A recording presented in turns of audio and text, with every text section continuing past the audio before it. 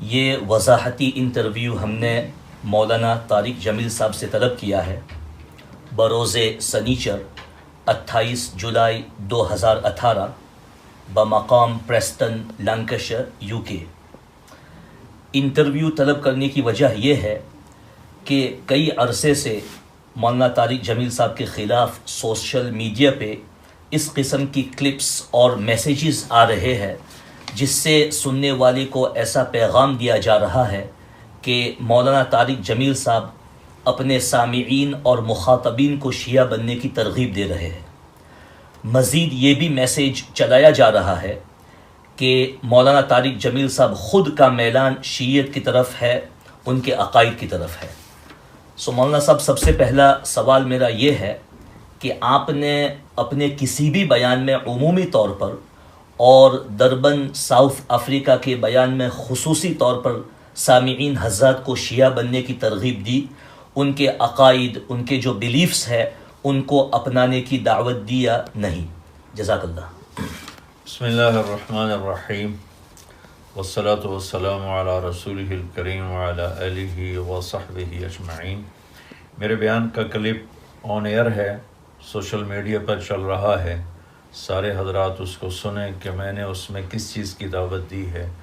میں کبھی کسی فرقے کو اپنانے کی دعوت نہیں دیتا ہوں، میں امت پنے کی دعوت دیتا ہوں۔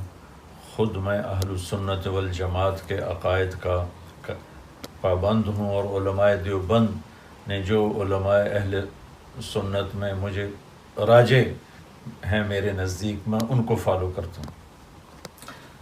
جزاک اللہ۔ دوسرا سوال یہ ہے کہ کیا آپ کا میلان ذرا سا بھی میلان ان کے عقائد اور بلیفز کی طرف ہے یا نہیں؟ ہم تو تمام صحابہ رضی اللہ عنہم اجمعین کو عدول مانتے ہیں، بلا کسی جھجک اور بلا کسی تردد۔ ان کے خلاف ہم نہ کبھی زبان درازی کریں گے اور نہ زبان درازی کو برداشت کریں گے۔ مولانا صاحب، آپ بغرض وضاحت اور دفع تشویش کے خاطر اس سوال کا جواب دیں اور اپنے موقف کی وضاحت فرمائے۔ میرا میلان، میرا یقین، میرا عقیدہ وہ ہے جو علماء دیوبند نے اہل السنت والجماعت کی تشریح کی ہے، تعبیر کی ہے۔ چونکہ میں امت پنے کی دعوت دیتا ہوں، اس لیے میں تمام فرق کی عزت کرتا ہوں، احترام کرتا ہوں، اپنی ذات کے لحاظ سے علماء دیوبند کو فالو کرتا ہوں۔ جزاک اللہ۔ اس وضاحت سے کافی باتیں الحمدللہ سامنے آ گئی ہے۔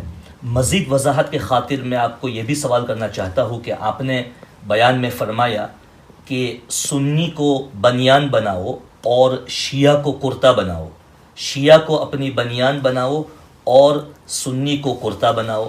آپ پلیز اس کی وضاحت فرمائیے، اس سے مراد کیا ہے؟ اس لیے کہ انہی الفاظ کے اوپر عام طور پر اشکال کیا جا رہا ہے اور اس کو نشانہ بنایا جا رہا ہے۔ یہ تو میں نے کہا ہی نہیں، میرا کلپ آن ایئر چل رہا ہے۔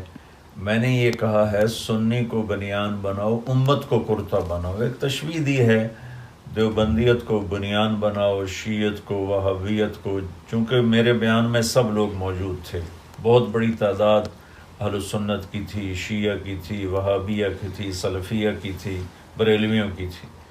تو میں تو ٹکراؤ سے نکالنے کے لیے یہ بات کرتا ہوں کہ اپنے عقائد کو اپنے اندر رکھو اور as a Muslim, as a مومن، امتی بن کے اپنے آپ کو اپنی پریزنٹیشن کو ایز اے امتی پیش کرو۔ یہ ہے میری دعوت۔ میں نے تو یہ بالکل نہیں کہا، سنیں اور پھر دیکھیں میں نے کیا کہا ہے۔ جی، آپ کا مقصد صرف تشبیہ دینا تھا؟ تشبیہ بھی دینا تو وہ غلط بیان کر رہے ہیں۔ یہ تو کوئی بات ہی نہیں بنتی کہ سنیت کو بنیان بنا اور شیعہ کو کرتا بناؤ۔ یہ میں نے کب کہا ہے؟ جی، یہ تو بہتان ہے، میں نے بالکل نہیں کہا ہے۔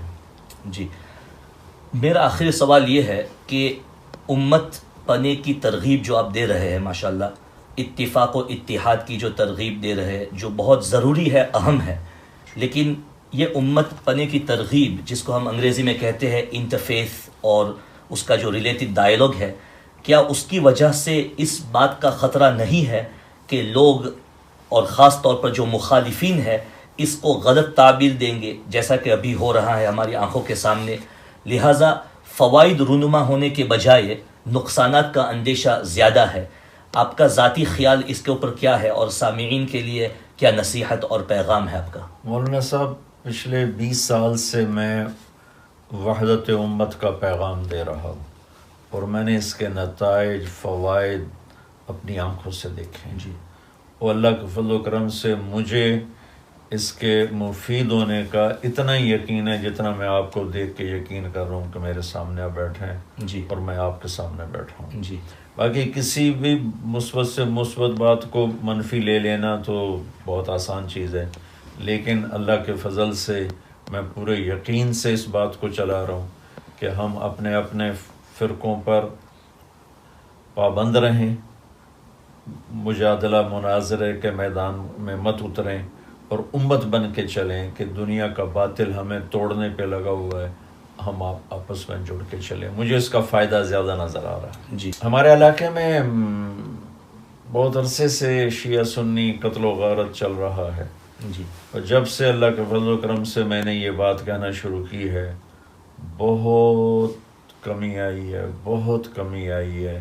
چونکہ ہر مکتب فکر میں سنجیدہ لوگ اور صلح پسند لوگ زیادہ ہیں اور فتنہ کی آگ بھڑکانے والے لوگ تھوڑے ہیں. جی. لیکن وہ زیادہ اس لیے ہائی لائٹ ہیں کہ وہ بول رہے ہیں، ممبروں پر بیٹھے ہوئے ہیں.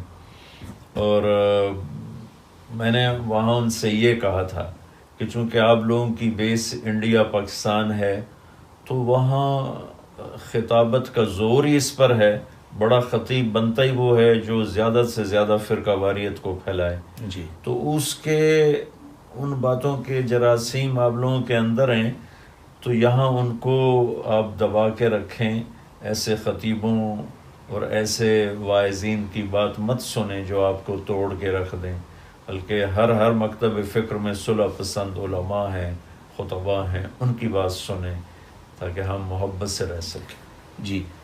آپ نے جو بھی لفظ استعمال فرمایا جراثیم کا، تو اس کی بھی شاید غلط تعبیر کی گئی ہے کہ آپ نے جراثیم کا لفظ جو استعمال فرمایا ہے اس سے مراد آپ نے وہ خطباء اور علماء لیے ہیں، لیکن آپ اس کی بھی پلیز وضاحت فرمائیے.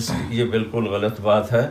میں نے یہ بات کی ہے کہ منفی بات سننے کا ایک اثر ہوتا ہے، اس اثر کو میں نے جراثیم کہا ہے کہ چونکہ ہمارے ہاں ہماری بدقسمتی ہے کہ پازیٹیو بات کرنے والے انڈیا پاکستان میں تھوڑے ہیں اور نیگیٹو بات کرنے والے جو ممبر پر جو ہائی لائٹ ہیں بہت سے ہیں وہ پازیٹیو بات کرنے والے، لیکن ان کی اتنی سنی نہیں جاتی. نیگیٹو بات کرنے والے شعلہ بیاں ہیں، ان کی سنی جاتی ہے. جی. تو جو چیز سنی جائے گی اس کا اثر ہوگا. تو یہ میں نے ان سے کہا تھا کہ آپ ان کے اثر سے کچھ جراثیم لے کے یہاں بھی آئے ہوگے تو برائے مہربانی ان کو مت ظاہر ہونے دو. جی. جراثیم سے مراد ہرگز علماء وغیرہ نہیں ہے. استغفر اللہ، یہ کیسی بات. جی. ضروری ہے کہ یہ وضاحت ہو جائے. الحمدللہ ہم مولانا آپ کا بہت شکریہ ادا کرتے ہیں کہ آپ نے یہ وضاحتی انٹرویو دیا، اور ہم مزید اللہ سے دعا کرتے ہیں کہ اللہ تعالی ہم سب کو راہ راست پر رکھے، صراط مستقیم پر رکھے اور ایمان پر خاتمہ فرمائے اور آپس میں اتفاق اور اتحاد قائم فرمائے. آمین یا رب العالمین.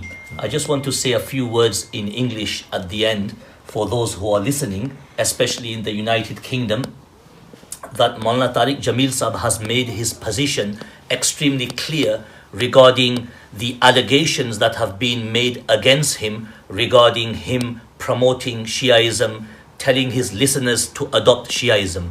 Maulana Sahab has very clearly refuted those allegations, and he has clearly stated that I am from the Ahlus Sunnah wal Jama'ah. I adhere to the principles of Deoband, and I have studied at the feet of the ulama Deoband, the scholars of Deoband, and those are the beliefs and practices which I have adopted and will continue to adopt. So I hope all the brothers who are listening will appreciate this clarification from Maulana Tariq Jamil Sahab, and I hope that you will spread this message far and wide that this is the true position of Maulana Tariq Jamil Sahab, and if there are any allegations out there, those allegations are unfounded and they are mere allegations. Jazakallah.